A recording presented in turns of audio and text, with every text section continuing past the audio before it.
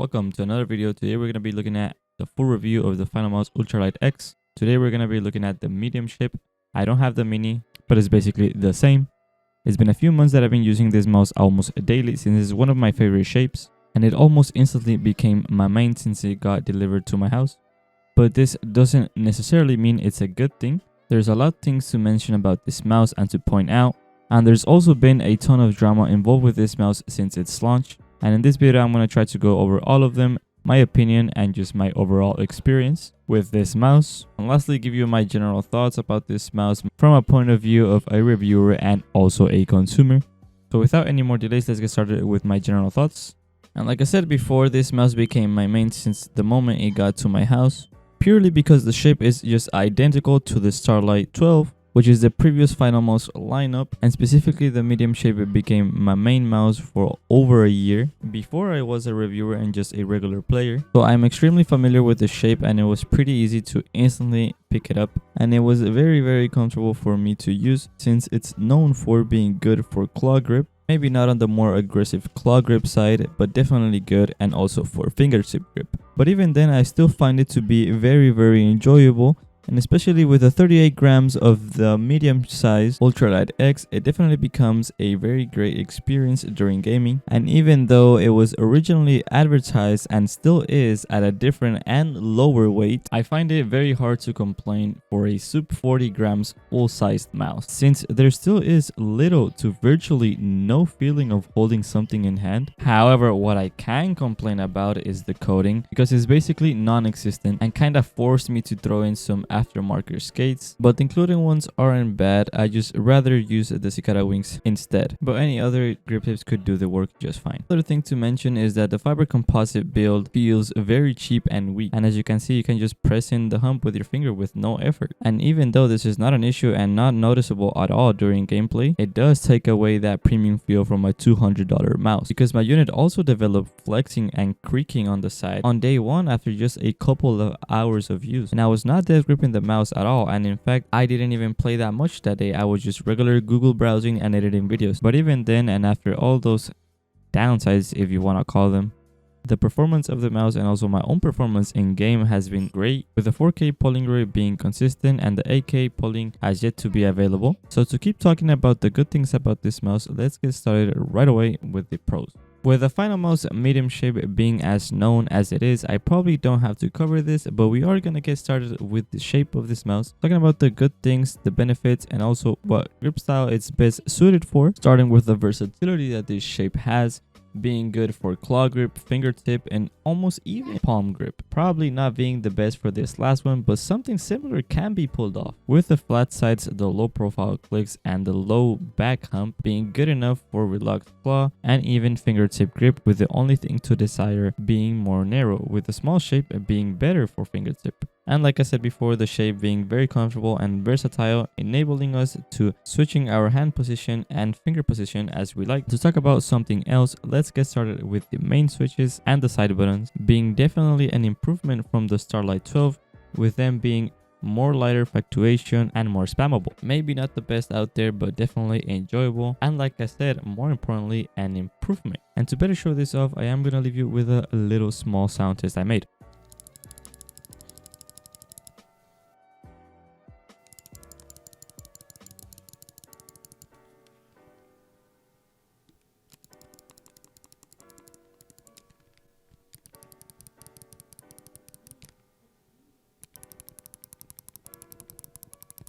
A bit more about the side buttons. They are a little bit forward in relation to the sensor. However, they are reachable enough for me, like I never had a problem with it. And also the pre or post travel isn't much, then the same goes for the main switches. Some other good things implemented with the Ultralight X was finally the USB-C and a flat bottom plate, finally leaving behind the micro USB and enabling also with the bottom plate to add up any aftermarket skates that we'd want, with also the scroll wheel being improved in my opinion, feeling somewhat similar to the Viper Mini Signature Edition scroll wheel, but not as tight and a bit more heavy to actuate. Another good thing being finally the 4K and also supposed to be 8K polling rate update for the mouse and included dongle. And I say supposed to be because, like I said before, the 8K polling rate has yet to be available, with Finalmouse stating that it should be available in the near future. So talking about the 4K polling rate with the battery efficiency, it has honestly been great, giving me about 3 days, almost 4 of heavy use and long gaming session. And the last thing about the pros that I want to mention is finally the weight, with Finalmouse advertising it originally at 32 and then 35 and now 38 grams for the medium shape, which I still think it is pretty good, and especially for a full-sized mouse, and that anything under that is arguably unnecessary. And for anyone that complained, I still think it's Finalmouse's fault for advertising it at that lower weight in the first place. But it honestly still feels pretty damn good, with virtually the only resistance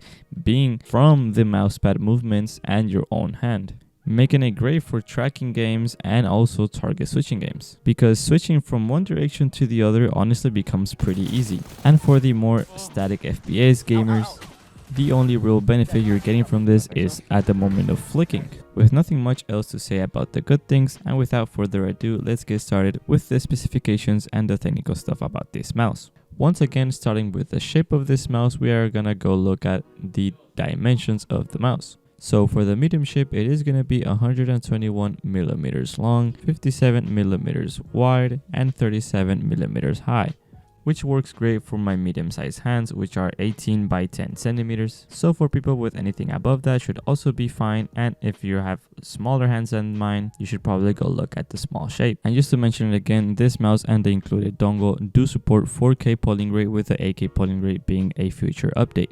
And also, like I said many times during this video, this mouse comes at 38 grams.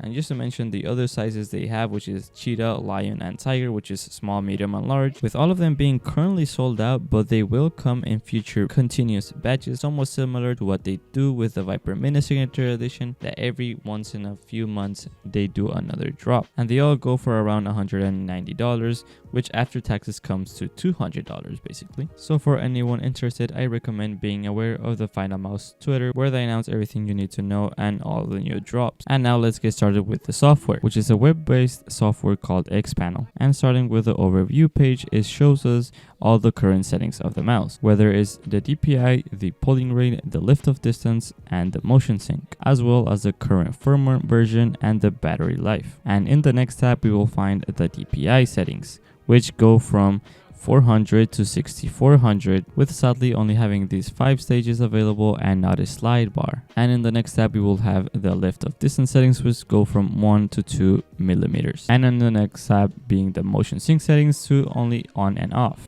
In the second to last tab, we have the dongle RGB settings, which gives us 3 options, whether we want it off to display the battery level or just to a plain white. Finally, in the last tab, we have the firmware updater for the mouse and the dongle. And also at the very bottom left side, we can see the connectivity status with the dongle and the mouse, whether it's good, bad, or excellent.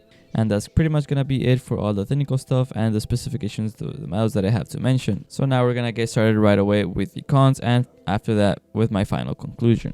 So to get started with the cons of this mouse, I want to go ahead and mention the durability of it, since it was definitely the biggest thing about this mouse since its release and the batch 1 unit, with an insane amount of over 5,000 units having flexing and creaking on the sides, as well as some other issues in the batch 1 units. With all of these supposed to be addressed for newer batches, it does feel kinda bad, and for us the batch 1 users to be the beta testers. And even after 4 months of waiting because of the delays that were said to be to improve the QC issues, forcing us to RMA it, sending it back to Finalmouse on the very first day, and having to wait who knows how much more. And if we didn't want to do that, we would have to fix it ourselves, having to open the mouse by removing the skates, adding some adhesive glue, and making the screws tighter. But this is something that not everyone is willing or wants to do to their brand new $200 mouse, and especially on the very first day. So now I am gonna show you a sound test of the side panels creaking.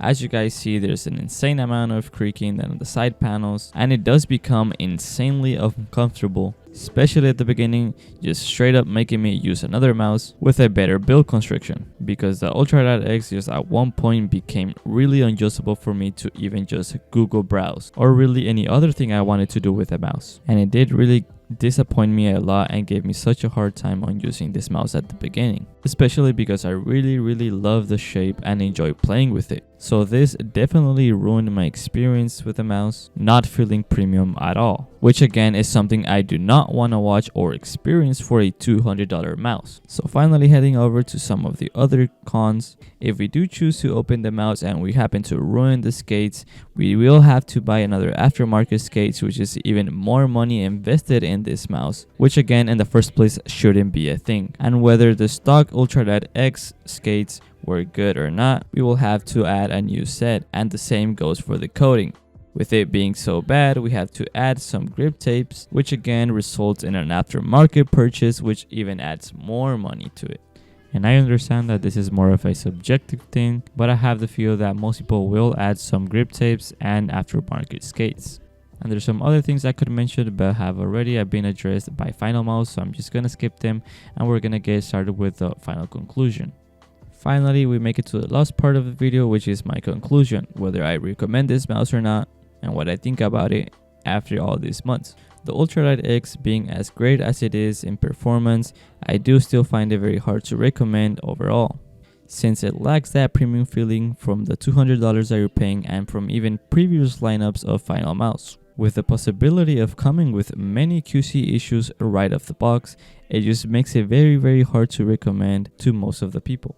And even though Finalmouse said that they addressed most of these issues, if not all of them, nothing disregards the possibility of it being able to happen again. That unless you want this exact same shape, there is a lot of more options in the market that are far greater than this experience that the Finalmouse Ultralight X gives you, that could save you even more money and maybe even be a better experience or a better fit for you, instead of just a new Finalmouse release that you just want to try because you saw it being the trending topic mouse. So I'm sorry to say, but I cannot recommend this mouse unless you're 100% sure you know what you're getting to and that you're gonna like it, and more importantly that understands and is willing to go through the risks and things that implies buying the Ultralight X. And I am one of those, and I enjoy the mouse 90% of the time and I really love it. So if you're like me, just 100% go for it. It still is one of the best shapes out there, it still is a great performer, and it still is a very innovative product that you'll only find the one-to-one experience by buying the Finalmouse Ultralight X. And that is going to be basically it for me in this review of the Finalmouse Ultralight X. And lastly, you guys can subscribe and support me on my Twitter and my YouTube by subscribing, commenting, and telling me what you guys think, and always leaving some feedback. Without nothing else to say, ciao.